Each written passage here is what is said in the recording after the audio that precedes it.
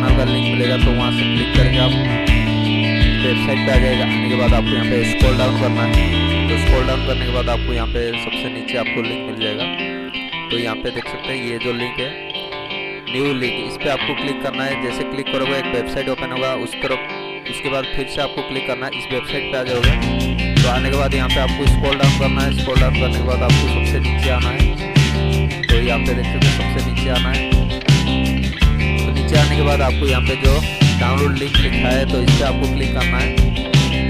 तो इस पर जैसे क्लिक करोगे कुछ एडवर्टाइजर आएगा। तो एडवर्टाइज आने के बाद आपको एडवर्टाइज स्किप करोगे तो आपको जो डाउनलोडिंग वाला लिंक है वो आपको मिल जाएगा। तो यहाँ पे देख सकते हैं, तो यहाँ पे एक तरफ ओपन होगा, तो इस तरफ कुछ एडवर्टाइज होगा। यहाँ पे आपको 50 सेकंड वेट करना है।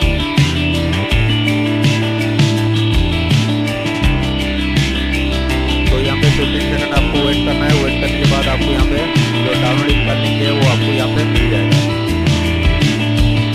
तो इस पर आपको कंटिन्यू पे क्लिक कर देना है। क्लिक करने के बाद आपको 3 बार यहाँ पे कंटिन्यू पे क्लिक करना है। क्लिक करने के बाद आपको लिंक मिल जाएगा।